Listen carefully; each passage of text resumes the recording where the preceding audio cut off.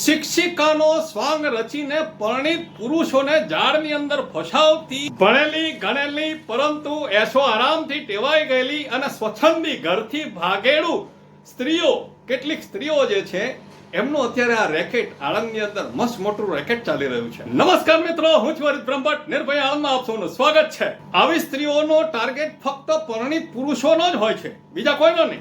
મજાક મસ્તી, હરવા ફરવા અને પોતાની જાતને હાઈફાઈ સ્ટેટસ બતાવતા પરિવારથી બેકાબુ બનેલા નબીરા અને એનઆરઆઈ સિનિયર સિટીઝનોને પોતાની જાળમાં ફસાવતી લાખો કરોડો રૂપિયાની પ્રોપર્ટીઓ, જર ઝવેરાત અને વિવાહિત સુખી લગ્ન જીવન અને પરિવારને છિન્ન ભિન્ન કરતી પ્રોફેશનલ પરંતુ શિક્ષિત અને પ્રોફેશનનો સ્વાંગ રચી અસંખ્ય લોકોના ઘર બરબાદ કરતી મહિલાઓને કલંકિત ઠેરવતી સ્ત્રીઓથી પૂરા સમાજે, પોલીસે અને કાયદાના રખેવાળાઓએ ચેતવું.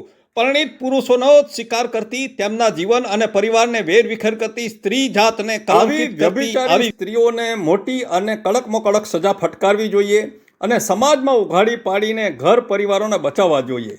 કેટલાય શિક્ષણ કેમ્પસોમાં, સ્કૂલોમાં, કોલેજોમાં અને સ્ટાફને કાબૂમાં કરવા માટે અને વાલીઓને આકર્ષવા માટે ખાસ આવી વ્યક્તિઓને નિયુક્ત કરાય છે અને આના કારણે કેટલાય શિક્ષકો અને વાલીઓના ઘર બરબાદ થાય છે. પરણિત સ્ત્રીઓએ આવું આકર્ષણનું કેન્દ્ર બની ગયેલી સ્ત્રીઓથી પોતાના પતિદેવો અને બાળકોને દૂર રાખવા, કારણ કે પહેલો શિકાર બાળકો અને બીજો શિકાર પતિદેવ. આવી સ્ત્રીઓ પ્રથમ તો પોતાની જાળમાં ફસાવવા માટે મોટી અને મોંઘી મોંઘી ગિફ્ટો આપે છે, પછી જ તમારું સર્વસ્વ છીનવી લે છે.